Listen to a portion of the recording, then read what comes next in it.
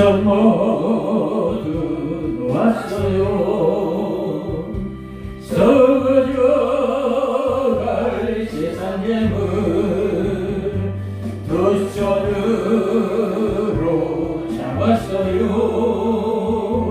변치 않는 주님 말씀. 아 영원한 주님의 사랑 그것으로 난 좋게요. 영원하신 주님 은혜 그것으로 난 좋게요. 온갖 미련 버렸어요. 변해가는 세상 영광 천국 백성 되었어요. 변치 않는 믿음 소망. 아 영원한 주님의 사랑 그것으로 난 좋게요. 영원하신 주님 은혜 그것으로 난 좋게요. 마음 모두 비웠어요. 날개 달린 명예 권세 오직 주께 인정받는 변치 않는 나의 중심. 아 영원한 주님의 사랑 그것으로 난 좋게요. 영원하신 주님 은혜 그것으로 난 좋게요.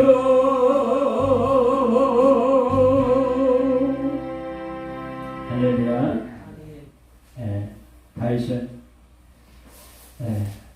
그 삶이 하나님 앞에 은혜와 축복을 많이 받은 사람이죠. 그러나 그의 삶에도 그렇게 삶이 평탄하고 형통하고 좋기만 한 것은 아니었어요. 때때로 많은 어려움이 하루 이틀 한두 달에 끝나는 것이 아니라 길고 길게 많은 고난을 겪었던 것을 성경을 통해서 우리가 살펴볼 수가 있습니다. 아무런 잘못도 없고 정말 블레셋의 침공으로 말미암아 나라가 풍전등화와 같이 위태위태한 상황에서 믿음으로 나아가서 골리앗을 때려 죽이고 정말 전쟁의 1등 공신이 되고 정말 애국자가 되어서 많은 백성들에게 칭송을 받는 그때부터 오히려 그의 삶은 고난으로 계속 이어지며 당시에 이스라엘 초대왕 사울에게 그렇게 그 생명의 위협을 받으면서 산으로 들로 토굴로 다니면서 피난 생활을 계속해서 하는 그런 애매히 고난 받았던 그런 세월도 길게 있었고, 그리고 또 셋째 아들 압살롬이 쿠데타를 일으켜서 자신을 죽이고 그 왕자를 찬탈하려고 그렇게 할 적에 아들과 싸울 수가 없어서 피난을 다니면서 많은 고난과 고통을 그렇게 당하게 되는 것을 볼 수가 있어요. 그런 고난 가운데서도 정말 이 다윗은 시편 중에 그 많은 시편 중에서 가장 많은 사람들에게 애송되고 지금도 사랑을 받는 시편 23편은 이렇게 고백하고 있죠. 여호와는 나의 목자시니 내가 부족함이 없으리로다. 그가 나를 푸른 초장에 누이시며 쉴만한 물가로 인도하시는도다. 내 영혼을 소생시키시며 자기 이름을 위하여 의의 길로 인도하시는도다. 내가 사망의 음침한 골짜기로 다닐지라도 해바등을 두려워하지 아니할거든 주께서 나와 함께 하시니라. 죄의 지팡이와 막대기가 나를 안위하시나이다. 주께서 내 원수의 목전에서 내게 상을 베푸시고 내 머리에 기름을 바르셨으니 내 잔이 넘치나이다. 나의 평생의 선하심과 인자하심이 정녕 나를 따르니 내가 여호와의 전에 영원히 거할 것을 그렇게 고백하는 이 다윗은 여호와는 나의 목자시니 내가 부족함이 없으리로다. 이렇게 고백하지 않습니까? 주님의 정말 우리의 참 목자가 되고 우리가 정말 주님을 따르는 참 아름다운 그런 양무리가 되어서 주님의 인도하심을 받는다는 거 하면 우리는 한치 앞도 알지 못하는 미련하고 무지몽매한 인생이지만 하나님은 우리의 앞으로 되어질 모든 것을 다 아시고 예비하시고 이끄시는 그 하나님, 바로 푸른 초장과 생명수 물가로 인도해 줄 것을 믿으시기 바랍니다. 그래서 우리는 하나님으로 주님으로 족하다라는 이 믿음의 고백의 찬양이 참 은혜가 되잖아요. 우리가 이 땅에 살아가면서 누구나 다 신호애락 속에 살아가는 게 그게 인생이 아닙니까? 그것은 살아있다는 증거예요. 그래서 우리가 때로는 슬퍼하고 때로는 기뻐하고 때로는 괴로워하고 힘들어하고 울고 웃으면서 이렇게 우리가 살아간다는 것, 이게 바로 저와 여러분이 살아있다라고 하는 증거가 아닙니까? 그 속에서 우리가 살아가는 인생들 중에 고난이 없는 인생이 누가 있느냐 이거죠. 누구에게나 분정된 고난은 있는 것이에요. 그래서 나만 이 땅에 살아가면서 고난 없이 편안하게 형통하게 모든 것이 잘 되기만 하는 그런 삶은 살아가기를 원하는 그런 것은 어리석은 것이라고 하는 것이죠. 여러분, 날씨가 계속해서 화창하고 좋은 날씨만 계속되면 세상은 사막화된다, 그런 말이 있지 않습니까? 그렇죠. 때때로 궂은 날이 있고 비가 내리고 정말 그렇게 음침한 날이 있음으로 말미암아 세상의 모든 생명이 새롭게 쓰임을 얻는 것처럼 우리 인생 속에서도 고난이 있을 때 고난은 우리의 밥이 되고 자양분이 되어서 우리의 영혼이 하나님께 더 가까이 나가게 되고 주님 앞에 바로 서는 역사가 있게 된다는 거죠. 그래서 시편 109편 거의 67절에 고난 당하기 전에는 내가 그릇 행하였더니 이제는 주의 윤례를 지키나이다라고 고백을 하고, 거기 또 72절에 가서 보면 고난 당한 것이 내게 유익이라 이로 인하여 내가 주의 윤례를 지키게 되었나이다, 이렇게 말씀하고 있단 말이죠. 우리가 세월이 너무너무 모든 것이 잘 되고 형통하고 삶이 평탄하기만 하면 하나님 뭐 필요 있습니까? 예수 그리스도에 대해서 사모하는 마음 없어요. 하나님의 도우시는 그 사모하는 마음이 있어야 하나님 앞에 나와서 기도하든가 말든가 할 거 아닙니까? 그런데 우리가 정말 힘들고 고통스럽고 어려운 그 삶의 환경이 부닥거려지면 하나님 앞에 눈물로 기도하게 되고 하나님의 도우심을 사모하게 되고, 그럴 때 하나님은 우리를 가까이 해주시고 우리의 삶에 다시 은혜를 베푸셔서 우리의 생활의 삶이 하나님의 영광이 되게 해주신다는 거죠. 사도 베드로는 오늘 본문에서 무엇을 말씀하고 있습니까? 예수님의 고난에 대해서 말씀하고 있고 또 우리가 받아야 될 고난에 대해서도 말씀하고 있는 것을 볼 수가 있어요. 그래서 오늘 본문을 중심으로 예수님의 고난, 그런 제목 가지고 잠깐 말씀 증거할 때 하나님의 귀한 은혜가 충만하시기를 바랍니다. 사람이 받는 고난도 여러 가지 종류지만 우리 주님이 그 고난의 생애를 살아오신 그 고난은 좀 남다르다는 하는 것이죠. 세상의 사람들이 받는 고난과는 전혀 차원이 다르다는 것이죠. 첫째, 죄 없이 애매히 받은 고난이 바로 주님이 받은 고난이라는 거죠.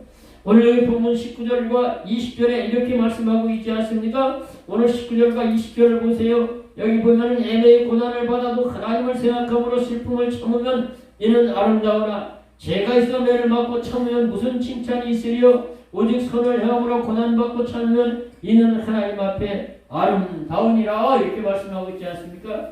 주님의 고난은 이 죄를 짓고 악을 행하고 받은 고난이 아니라 애매하게 그렇게 억울하게 받은 고난이지만 주님은 말없이 그 고난을 잘 감내하며 인류를 구원하시기 위한 구속사역을 다 이루신 것을 우리가 볼 수가 있다는 것이죠. 그 주님을 따라가는 이 성도들도 많은 고난이 반드시 필요한 것이에요.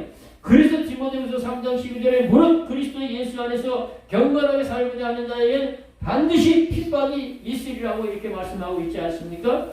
그래서 주님은 이 자신을 따라오는 제자들에게 마태복음 16장 24절에 누구든지 나를 따라오려거든 자기를 부인하고 자기 십자가를 지고 나를 쫓을지니라, 이렇게 말씀하고 있단 말이죠.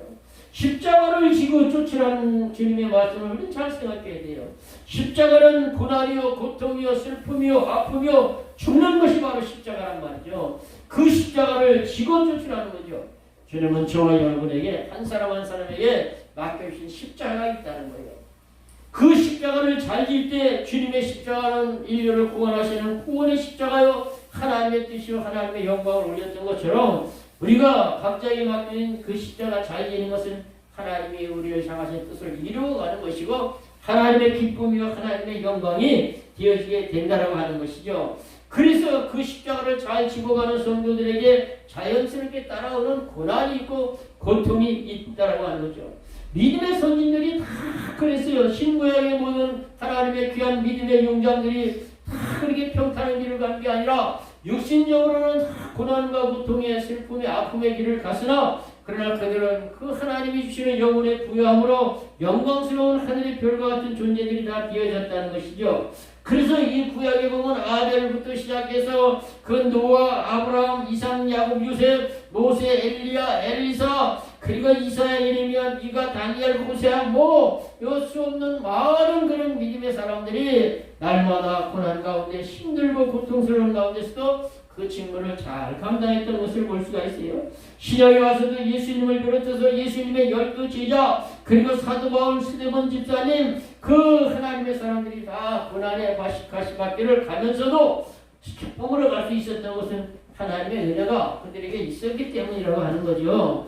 그래서 이 스데반 집사님 정말 신약에 와서 최초의 순교자가 된 스데반 집사님이 그렇게 고난을 당한 것이 무슨 자기가 잘못하고 죄를 지어서 그런 게 아니지 않습니까? 사도행전 7장 51절부터 53절에 목이 곱고 마음과 위에 한대를 받지 못한 사람들아 너희가 항상 성령을 거시러 너희 조상들과 같이 너희도 하는도다. 너희 수장 중에 선지자들을 핍박하지 아니한 자가 누구냐? 저희는 오리라고 한 선지자들을 죽였고 너희는 그 선지자를 죽인 자가 되었느니 너희가 천사가 전하는 율법을 받고도 지키지 아니하였도다. 이렇게 죄를 책망했을 때 그들이 그냥 이를 갈고 달려들면서 스데반 집사님을 성에 내치고 돌로 쳐서 죽이는 그런 참 포악한 짓을 행한 것을 우리가 볼 수가 있다라고 하는 것이죠. 이 주님을 따르는 자들이 이렇게 스데반 집사님을 비롯해서 야고보 사도도 이 사도행전 12장에서 목이 비어서 그렇게 죽임을 당하는 것을 볼 수가 있고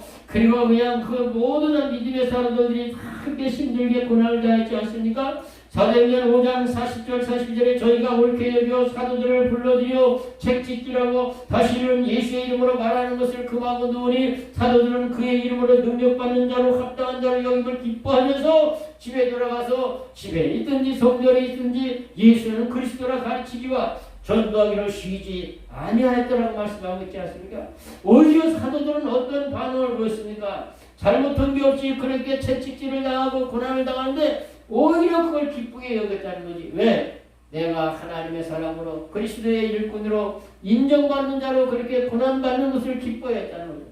주님의 고난에 동참했다는 그 기쁨이 있다는 거죠. 여러분 우리가 참 고난주간이 되면 아침에 아침 한 끼씩이라도 금식하면서 한 주간 그렇게 주님의 고난을 묵상하는 것은 왜 그렇습니까?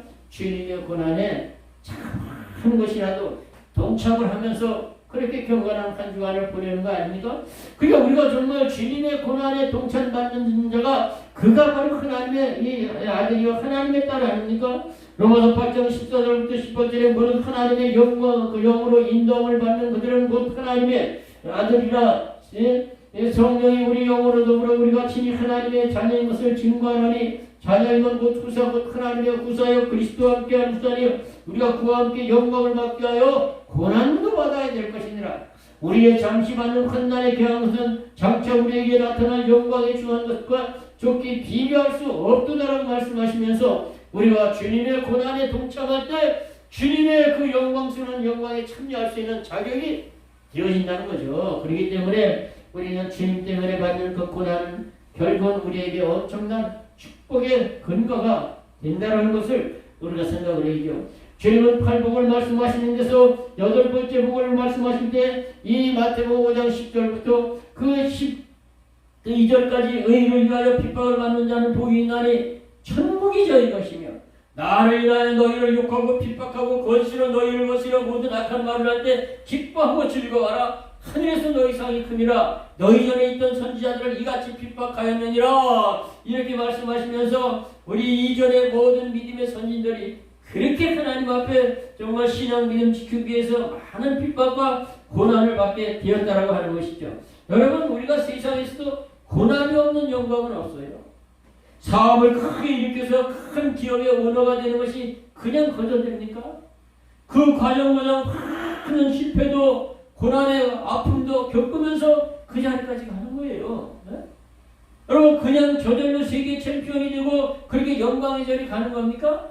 엄청난 혹독한 훈련과 연습을 거듭하고 그냥 수없이 넘어지는 그 체험을 하면서 그 자리까지 가는 거예요. 여러분 유도 선수가 처음에 유도 도장을 가면 제일 먼저 배우는 게 있답니다. 그게 뭐냐? 넘어지는 것부터 가르친답니다. 상대가 잡아서 팍 그냥 어거찍으로 내 던졌을 때 넘어져 떨어질 때 뼈가 안 부러지고 다치지 않는 그것부터 배우는 거예요. 어떻게 넘어져야 뼈를 안 상하고 어떻게 넘어져야 다치지 않는다는 거예요. 그러니까 우리가 정말 이 영광의 자리를 가는 거기까지 수없이 고난과 아픔과 슬픔의 그런 과정을 거치면서 그 자리를 가는 거예요. 우리가 하나님의 영광의 나라에서 그냥 하나님 앞에 복된 존재들이 되는 것이 이 땅에 살아가는 동안 광야 같은 세상 살아가면서 그냥 쉽게 간다고 하면 그건 아니라. 여러분 예수 믿으면 복 받습니다. 예수 믿으면 병 고칩니다. 예수 믿으면 돈 잘 법니다. 예수 믿으면 가정이 편안합니다. 예수 믿으면 자식들 잘 됩니다. 그래서 예수 믿는 그 시작은 그거는 이해를 해요. 처음부터 누가 예수 믿으면 고난 받습니다. 예수 믿으면 돌에 맞아 죽습니다. 예수 믿으면 이 야고보 사도처럼 못 베어 죽습니다. 그러면 예수 믿을 사람 누가 있겠습니까? 사실상 또 우리 기독교가 복의 종교예요. 왜? 만복의 근원은 하나님이신데 하나님의 아들, 딸들이 잘 되기를 원하시는 그 하나님이 복을 주시죠. 잘하면. 그러나 그거는 보너스지. 그거보다 더 중요한 복은 뭐냐? 내 영혼이 구원받아 영원한 지옥불에 들어가지 아니하고 내 영혼이 기와여 조만바람 황금길을 걸으면서 생명강 쏘르는 거기에 생명과 나무를 따가면서 하늘의 천사들과 더불어 하나님께 찬양하며 영광을 돌리는 그 영광의 나라 들어가는 이게 진짜 큰 복이라는 것을 우리 기독교가 가르쳐주고 있는 거 아닙니까? 그래서 우리가 그날에 가는 성도들은 주님 가신 길 따라가니까 주님이 고난의 길 가셨으니까 우리도 고난의 길을 따라가는 거란 말이죠. 그것을 우리가 기쁘게 여겼던 것이 앞서간 믿음의 선진들이라고 하는 것이죠. 그래서 베드로전서 베드로 1장 6절부터 7절에 보니까 너희가 그러므로 이제 여러 가지 시험을 만나거든 잠깐 시험을 인하여 근심하게 되지 아니할 수 없으나 오히려 크게 기뻐하나니 이는 너희 믿음의 시련이 너에게 그 칭찬과 영광과 존귀를 가져오게 됨이라고 그렇게 말씀하고 있고 베드로전서 4장 12절부터 그 14절에 가서도 사랑하는 자들아 너희를 시련하러 오는 불시험 당하는 것을 이상한 일 당하는 것처럼 이상하게 생각하지 말고 오직 너희가 그리스도의 영광에 동참하는 것을 기뻐하라. 너희 중에 누구나 살인이나 도적질이나 간음이나 악행이나 남의 일 간섭하는 일로 고난받지 말려니와 너희가 만일 그리스도의 이름으로 고난받으면 부끄러워하지 말고 도리어 하나님 앞에 영광을 돌리라고 이렇게 말씀하고 있지 않습니까? 세상의 사람들이 받는 고난은요 두 가지예요. 간단해요. 자기가 잘못해서 고난받는 게 많아요. 잘못 결정하고 잘못 선택하고 잘못된 길을 가가지고 그리고 잘못된 결과를 가져와서 쓰디쓰는 고통 가운데 그렇게 고난받는 사람들이 태반이 아닙니까? 그리고 두 번째는 바르게 살라고 하다 보니까 고난받는 사람들이 많아요. 바르게 살라고. 적당하게 불의와 타협하고 현실과 타협하고 적당하게 넘어가면 괜찮을 걸 가지고 끝까지 내가 의를 지키며 정말 바르게 살려고 하다 보니까 고난당한 사람들 신앙을 떠나서도 많이 있었다는 거죠. 하나님의 사람들은 정말 하나님의 말씀대로 바르게 살려고 하다 보니까 때때로 고난스럽고 아픔을 겪는 것은 당연한 것이라고 하는 것이죠. 그러나 하나님의 미랄이 땅에 떨어져서 먼저 첫째는 죽는 것부터 시작되어야 된다는 거예요. 하나님의 미랄이 땅에 떨어져 죽지 아니하면 하나님 그대였고 죽으면 많은 열매를 맺느니라. 죽은 다음에 썩는 것이지 죽기 전에 썩는 법은 없어요. 그러니까 먼저 죽는 아픔부터 있어야 된다는 거죠. 내 육신의 소욕이 죽고 내 육신의 욕구와 욕망과 모든 것들이 죽어지고 육신의 절기와 시기와 지위와 질투와 미움과 모든 것이 죽어지고 그리고 하나님의 사랑으로 새롭게 되는 이 과정이 있어야 된다는 거죠. 여러분 육신의 것을 죽인다는 게 쉬운 게 아니에요. 옛날에 어느 존경하는 목사님은 그런 말씀을 하셨다. 나는 내 자존심 치면 내 이 자신을 죽이는 게 때로는 너무 억울해서 많이 울었다는 거예요. 자신을 죽이는 게 너무 힘들고 너무 어떤 때는 억울한 생각 들고 그래서 많이 울었다. 그런 얘기를 하시더라고요. 근데 사실상 그게 이해가 가요. 네. 그러니까 우리가 정말로 우리의 모든 육신적인 하나님이 기뻐하시지 않은 모든 소욕을 쳐서 복종시키고 죽이고 그리고 하나님의 사람으로 바르게 살려고 하다 보니까 힘들고 어려운 때가 많이 있다는 거죠. 그러나 야고보 5장 10절부터 11절에 형제들아 주의 이름으로 말한 선지자들의 고난과 오래 참음의 본을 삼으라. 보라 인내하는 자를 우리가 복되다 하나니 너희가 욥의 인내를 들었고 주께서 주신 결과를 보았나니 욥 그 주는 가장 자비로우시며 긍휼히 여기시는 자신이라. 이렇게 말씀하시면서 그 고난 가운데서도 욥은요 끝까지 참으면서 믿음을 잃지 아니하고 입술로 하나님 앞에 범죄하지 아니하고 원망과 불평하지 아니하고 하나님 앞에 정말 잘 연단의 과정을 거쳐서 나중에 갑절의 복으로 그렇게 하나님 앞에 회복되어지는 그런 모습을 볼 수가 있다고 하는 것이죠. 그래서 우리는 주님 안에서 받는 고난은 우리가 잘 인내하고 참고 견디는 삶을 살아야 된다고 하는 것이죠. 그리고 그 고난을 자꾸 신앙으로 영적으로 승화시켜서 그래서 아름다운 믿음의 사람으로 자꾸 다듬어지고 자꾸 그렇게 만들어져 가는 것. 이게 주님 닮아가는 거라는 것이죠. 대기업에 입사해가지고요. 아주 그냥 승승장구해서 그래서 그 이사자리까지 올라간 사람이 있었어요. 그래서 그런 정말 참 이 회사에서도 그렇게 참 중역으로서 인정받고 실력을 인정받고 그리고 가정도 참 평안했어요. 아들이 고등학교 다니는 아들이 있는데 공부도 열심히 하고 학교에서도 얼마나 모범생인지 몰라요. 그리고 아내도 정말 참 가정을 잘 돌보고 가정이 평안했는데 그런데 한 가지 아들이 고등학교 3학년 아이가 때때로 그렇게 우울해지는 모습이 이렇게 보여서 워낙 모범생이니까 사춘기니까 그렇겠지 생각을 하고 별로 관심을 안 가졌다는 거예요. 먼저 이 아버지가 해외 업무상 출장을 떠나는데 그날따라 아들이 굉장히 우울해 있고 어깨가 축 처져 있어서 이제 공항으로 나가면서 이 아버지가 아들한테 하는 얘기가 어깨를 툭툭 치면서 야 이놈아 왜 이렇게 어깨가 처져 있냐 어깨 좀 피고 살자 어깨 좀 펴 그냥 그리고 떠났다는 거예요. 근데 아빠가 공항에서 비행기를 타고 떠난 그때 아들은 5층 아파트에서 떨어져서 자살을 하고 말았다는 거예요. 그 소식을 들은 아버지는 급히 그냥 다시 돌아와서 그렇게도 모범생이고 학교에서도 인정받는 우리 아들이 왜 뭐 때문에 이렇게 자살을 했느냐 그걸 갖다 알아보니까 학교에서 오래전부터 학교 폭력을 그렇게 시달려왔다는 거예요. 그거를 알고 나서 이 아버지의 마음이 너무 아파서 그 대기업의 이사 자리를 사직을 쓰고 사표를 내고 그리고 NGO 단체를 하나 그렇게 조직을 했어요. 그 조직이 뭐냐 청소년 폭력 예방 재단을 그렇게 설립을 해서 지금도 그렇게 애쓰고 있는 이름이 김종기 씨라고 하는 분이 계셔요. 그런 그 사랑하는 아들을 잃어버리고 나서 이후에는 우리 아들과 같은 그런 학생이 또 그 아버지와 같은 나와 같은 그런 부모가 있어서는 안 되겠구나 이런 생각을 하고 학교폭력 예방재단을 갖다가 설립을 해서 지금도 열심히 그 일에 그렇게 헌신하고 있다는 거죠.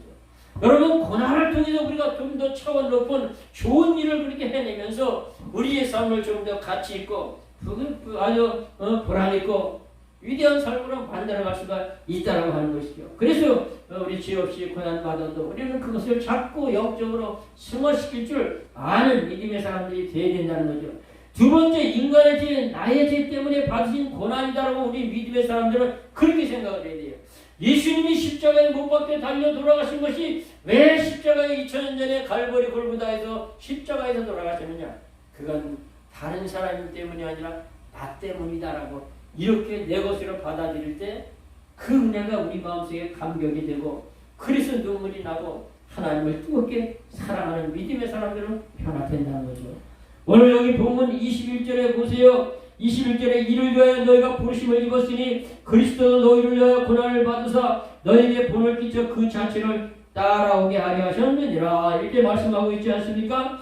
왜 우리가 주님의 그 고난의 그 발자취를 따라갈 수 있습니까? 나 때문에 주님이 돌아가셨더라. 이런 이 믿음과 신앙을 가지고 있을 때 주님 가신 그 고난의 길을 갈 수가 있는 것이라고 하는 것이죠. 이사야 53장 4절부터 9절에 그는 실로 우리의 질고를 지고 우리의 슬픔을 당하였거늘 우리는 생각하기를 그는 징벌을 받아서 하나님께 맞으며 고난을 당했나 하였느니라. 그가 찔림은 우리의 허물을 인하며 그가 맞으면 우리의 죄악을 인함이라. 그가 채찍에 맞음으로 우리가 평화를 나음을 입고 그가 징계를 받음으로 평화를 얻었다라고 하는 이 말씀을 이 우리라는 이 단어를 갖다가 나라고 우리는 생각을 해야 된다는 거죠. 그가 찔림은 나의 허물을 인하며 그가 상함은 나의 죄악을 인하며 그가 징계를 받으면 나를 평화를 위해서 그가 채찍에 맞으면 나를 치유해주고 나를 고쳐주기 위해서 그래서 그렇게 말했다고 그렇게 고백을 하는 믿음의 사람들이 되어야 된다는 것이죠. 그래서 그는 실로 우리의 질고를 지고 우리의 슬픔을 당하였거늘 그게 아니고 그는 실로 나의 질고를 지고 나의 슬픔을 당했다. 이런 믿음의 고백이 있을 때 그럴 때 우리가 하나님 앞에 감사가 있고 감격이 있고 그렇게 되어 있다고 하는 것이죠. 그래서 주님은 다른 사람이 아니라 나를 대신해서 죽으셨다. 이게 윤리의 고백이 있어야 된다는 거예요. 로마서 4장 25절에 예수는 우리의 범죄함을 위하여 내어주고 또 우리를 의롭다함을 위하여 다시 살아나셨느니라고 말씀하신 이것도 예수는 나의 범죄를 위해서 십자가에 내어줌이 되고 나를 의롭다고 구원받기 위해서 다시 살아나셨다는 이런 믿음의 고백이 있어야 된다는 거죠. 그러니까 여러분 정말 이 변전세의 전기가 이렇게 정말 전선을 통해서 쫙 여기까지 와 있어도 우리가 스위치를 눌러서 내가 사용할 때 내 것이 되는 거죠. 수도관이 아무리 우리 주방에 화장실에 잔뜩 와서 와 있어도 내가 틀었을 때 내 것이 되는 것처럼 하나님의 이 구원의 복음의 이 놀라운 역사가 우리의 아무리 주변에 와서 있다 할지라도 내 것으로 받아들이지 않으면 소용이 없는 거예요. 정말 하나님의 메시지가 설교가 전파를 통해서 영상을 통해서 각 교회를 통해서 엄청나게 쏟아져 나오지만 내 말씀으로 받을 때 그것이 나의 복음이 되고 나를 구원을 이루는 근거가 되는 것이지 그게 나와 관계없으면 아무 소용이 없는 거예요. 그래서 주님의 십자가의 고난은 나 때문에 당하신 것이다. 이렇게 인정하고 받아들일 때 여기서부터 감사와 감격이 있고 기쁨이 있고 하나님 사랑합니다. 주님 사랑합니다. 그러니까 주님을 귀하게 섬기게 되어지게 되어 있다고 하는 것이죠. 미국에서 한 젊은이가 이제 참 일본의 오사카에서 나가사키를 향하는 배를 타고 갔어요. 그 사람은 젊은 청년이 정말 첫 이 선교사로 그렇게 이 일본에 그렇게 좀 이렇게 파송이 돼서 첫 부임지로 이렇게 배를 타고 가는 거예요. 그래서 그냥 1등석에 이렇게 타가지고서는 탁 가는데 그날따라 그냥 비가 막 쏟아지고 바람이 심하게 불더라는 거예요. 저녁 때가 돼서 이제 배 숙소에 내려가서 자려고 배 밑에 숙소를 가서 누는데 누워서 가만히 있으니까 느낌이 아무래도 불길하고 이상하고 좋지 않은 느낌이 들어와서 얼른 구명기를 딱 구명조끼랑 입고 구명을 그 보드를 가지고 올라가 보니까 배가 이미 침몰하기 시작을 하더라는 거예요. 그래서 그 구명조끼를 타고 배는 이제 가라앉았고 그냥 바다에서 그 구명조끼를 하고 이렇게 있는데 앞에서 맨 할머니가 여자 할머니가 팍 허우적거리더라는 거예요. 그거는 바로 이 1등석에 배 타지 못해서 구명조끼랑 구명보드가 없었다는 거예요. 얼른 그 할머니에게 내어주고서 하는 얘기가 거기에서 최초로 자기가 부임지에 도착하지도 못하고 바닷속에서 그 할머니에게 첫 설교와 마지막 설교가 되는 복음을 전했다는 거예요. 할머니 예수 믿으세요? 아니냐면 아유 예수님이 할머니를 위해서 돌아가셨습니다. 내가 지금 할머니에게 내 이 보드와 내 이 구명조끼를 넘겨주고 나는 살 수가 없습니다. 내가 내 할머니 대신 내가 대신 죽는 것처럼 예수님이 할머니의 죄를 대신해서 나의 죄를 대신해서 죽으셨습니다. 이제 나는 여기서 죽지만 할머니는 이제 이 구조를 받게 되면 남은 생에 가시는 곳마다 요거 복음을 좀 전해주세요 그랬다는 거예요. 그래서 그 참 이 선교사로 파송됐던 젊은이는 죽고 그 할머니는 그때 구조를 받아가지고 그 후로 다니는 곳마다 복음을 전하는 전도자가 되는데 뭐라고 말을 하냐? 나는 예수를 잘 모른다. 근데 내가 배를 타고 가다가 풍랑을 만났는데 나한테 구명 이 보드와 조끼를 나한테 넘겨준 젊은이가 그러는데 예수님이 나를 위해 죽었답니다. 그 예수님이 나뿐 아니라 당신을 위해서도 죽었답니다. 그러면서 그 말을 전할 때마다 그 아들이 눈물로 전해줬다는 거예요. 그 말을 듣는 많은 사람들이 예수께로 돌아오는 그런 역사가 있어졌다고 하는 것이죠. 그래서 이와 같이 예수님은 나 대신 죽으셨다. 나 대신 십자가에서 고난을 받으셨다. 이걸 믿어야 된다고 하는 것이죠. 그래서 우리는 그 사랑의 빚진 자의 심정으로 주님을 섬기는 그런 삶이 마태복음 22장 30절부터 40절에 예수께서 사두개인과 그 바리새인들에게 대답할 수 없다 함을 듣고 한 바리새인이 예수를 시험하여 가는데 선생님이여 계명 중에 어떤 계명이 가장 크니까 예수께서 대답하여 가라사대 내 마음을 다하고 목숨을 다하고 뜻을 다하여 주 너희 하나님을 사랑하였으니 이것이 첫째 되는 거고요. 둘째는 내 이웃을 내 몸과 같이 사랑하라 했으니 이 두 계명이 온 율법과 선지자의 강령이라고 말씀을 하시면서 바로 주님이 나를 사랑하셔서 그래서 내 대신 십자가에 돌아가셔서 고난을 받으셨기 때문에 이제부터는 나는 그 주님의 빚진 자로 주님 사랑하며 주님 섬기는 믿음의 생활을 통해서 하나님께 영광을 돌려야 되게 된다고 하는 것이죠. 고린도후서 5장 14절 15절에 그리스도의 사랑이 우리를 강권하시는도다. 우리가 생각건대 한 사람이 모든 사람을 대신하여 죽었은즉 모든 사람이 죽은 것이니라. 저가 모든 사람을 대신하여 죽으시면 산 자들로 하여금 이제부터는 자기 자신을 위하여 살지 않고 자기를 위하여 죽었다가 다시 살아나신 이를 위하여 살게 하려 하심이라고 말씀하시면서 그리스도와 정말 저와 여러분을 사랑해서 대신 십자가의 대속물로 죽으셨기 때문에 우리는 그 사랑을 깨달아서 하나님의 영광을 위해서 그렇게 살아가는 그 신앙생활이 하나님의 영광이 되어져야 된다는 거죠. 그러므로 말미암아 받는 고난이 자랑스러운 고난이라는 거죠. 그래서 우리가 정말 이 주님 때문에 그렇게 고난받는 그런 사람들 많이 있어요.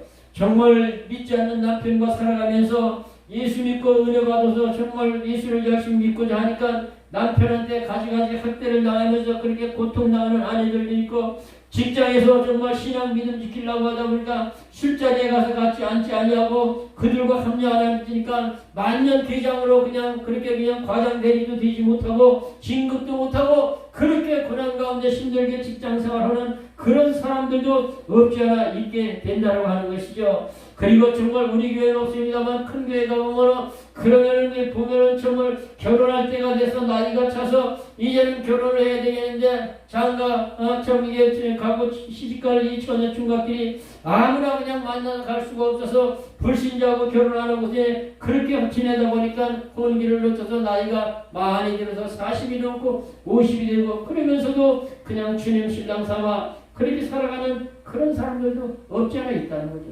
그러나 주님 때문에 받는 이런 고난, 애매히 받는 고난 이런 것은 하나님이 기억하시고 반드시 하나님의 나라에서 이 땅에 남은 삶에서 놀랍도록 하나님이 축복해 주신다는 거죠. 그래서 우리가 정말 주님이 받으신 고난은 잘못으로 받은 고난이 아니라 나 때문에 받은 고난이다. 이렇게 받아들일 때 은혜가 되고 기쁨이 되고 감격이 되어지게 된다고 하는 것이죠.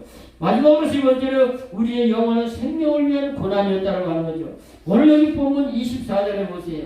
24절에 친히 나무에 달려 그 몸으로 우리 죄를 담당하셨으니 이는 우리를 죄에 대하여 죽고 의에 대하여 살게 하려 하심이라. 저가 채찍에 맞음으로 너희는 나음을 얻었나니 이렇게 말씀하고 있는데 주님이 십자가에 달려 돌아가신 것은 바로 주님의 그 의가 우리의 의가 되어서 우리는 영원한 생명을 허락해 주시기 위해서 그렇게 고난을 받으신 거라는 거예요. 그렇기 때문에 우리는 주님의 십자가의 대속의 은총이 있기 때문에 영원한 생명이 우리에게 있다고 하는 것이죠. 그래서 우리는 정말 주님 뜨겁게 사랑해야 되는데 요한복음 3장 14절부터 쭉 보면 모세가 광야에서 뱀을 든 것처럼 인자도 들려하리니 이는 저를 믿는 자마다 영생을 얻게 하려 함이라. 하나님이 세상을 이처럼 사랑하사 독생자를 주셨으니 이는 저를 믿는 자마다 멸망치 않고 영생을 얻게 하려 함이니라. 하나님이 그 독생자를 세상에 보내신 것은 세상을 심판하려 하려 하며 아니요 세상이 저를 말미암아 구원을 받게 하려니라. 저를 믿는 자는 심판을 받지 아니한 것이요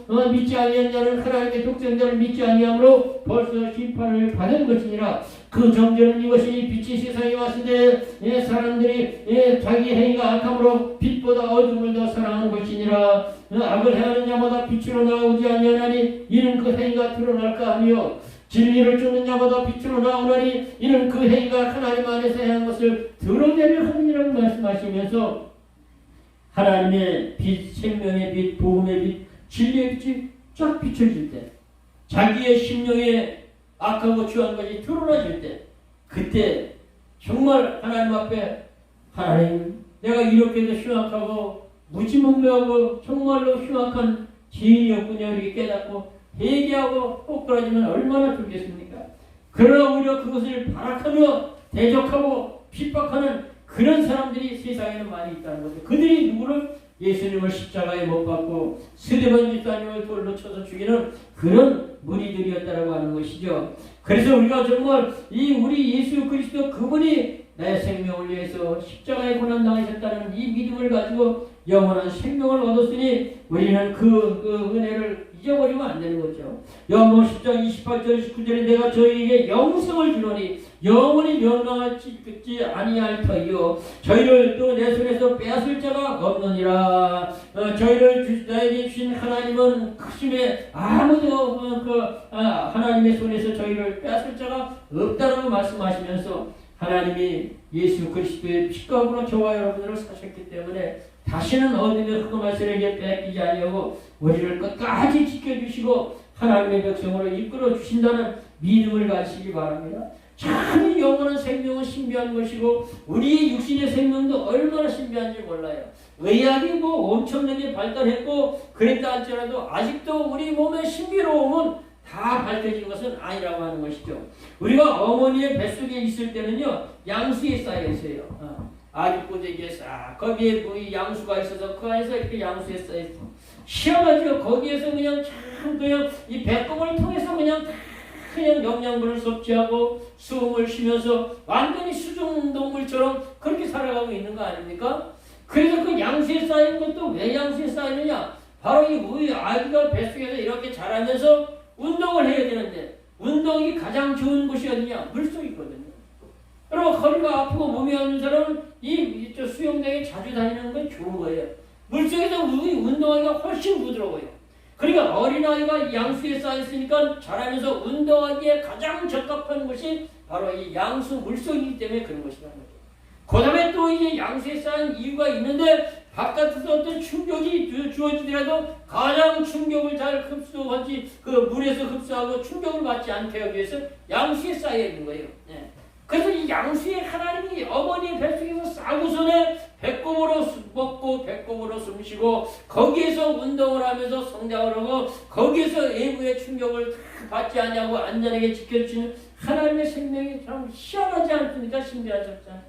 그리고 이제 10달이 돼서 이게 나오면 양수가 탁 터져가지고 아기가 나올 길을 싹 청소를 해준단 말이야. 깨끗하게.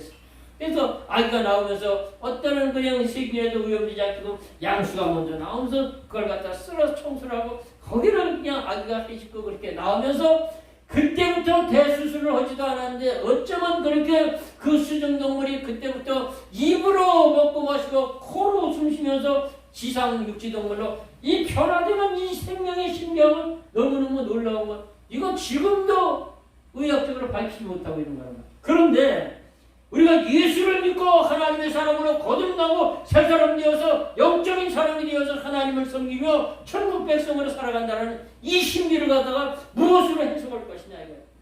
예수 그리스도 그분 안에서 거듭난 자만이 아는 거예요. 그게.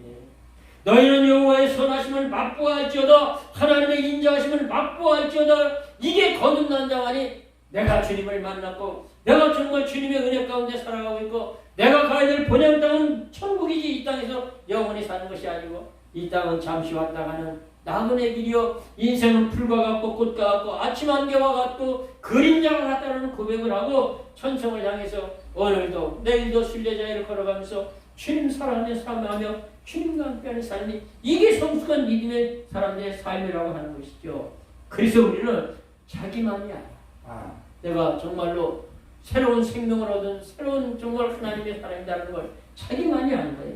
그래서 주님은 이것을 위해서 자신의 십자가에 못 박아서 옥체를 깨트려서 그 몸을 찢어서 우리에게 영원한 생명의 떡을 주셨고 그 흐르신 보혈로 우리에게 영원한 생명의 음료로 주셨다고 하는 것이죠. 마태복음 26장 26절부터 28절에 저희가 먹을 때 예수께서 떡을 가져 축사하시고 띄어 주시며 가르치되 이것은 너희를 위하는 내 몸이니 이것을 행하여 나를 기념하라 하시고 19에 또 잔을 가져 축사하시고 제자들에게 주시며 가르치되 너희가 이것을 받아 마시라 이것은 너희를 위하는 내 피 곧 언약의 피라고 말씀하시면서 십자가에서 영원한 양식 영원한 음료를 우리에게 주심으로 우리에게 영원한 생명을 허락해 주신 그 하나님 앞에 영광을 돌리시기 바랍니다. 여러분 1988년도 구소련 아르메니아 공화국에서 그 엄청난 7도의 그 지진이 일어나가지고 많은 건물들이 무너지고 그랬을 적에 그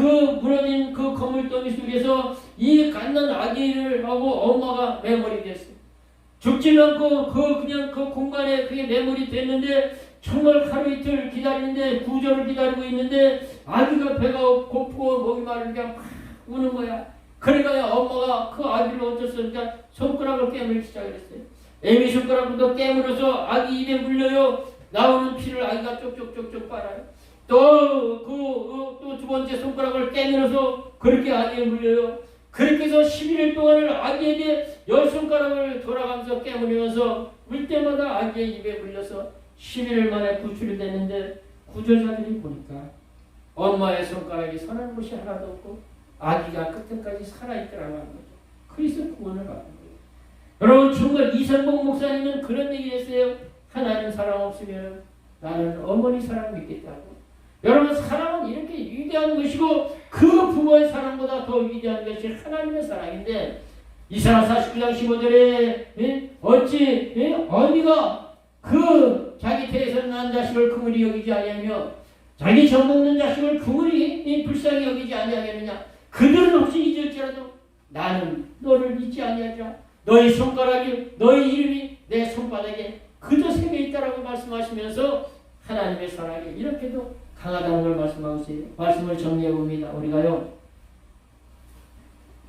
예수님의 고난을 생각하면서 왜 예수님은 그렇게 고난 당하셨나? 무슨 죄를 많이 해서 이렇게 고난 당하셨나? 죄를 지은 것이 아니라 나의 죄 때문에 내가 바다의 고난을 들어 주님이 받으셨구나. 왜 주님이 그렇게 십자가에 달려 고난 당하셨나? 내가 져야 될 십자가, 내가 받아야 될 모욕을 받기 위해서 그렇게 십자가에 달리셨구나. 주님이 왜 그렇게 엄청난 고난을 받으시고 십자가 지셨어요? 나에게 영원한 생명 주시기 위해서 주님 십자가 지셨구나. 이 주님의 고난을 생각하면서 날마다 감격하면서 주님을 기쁘게 섬기는 그런 삶이 되시기를 주님의 이름으로 축원합니다. 우리 말씀 자분들 잠깐만 함께 기도합니다. 걸어가신 아버지 하나님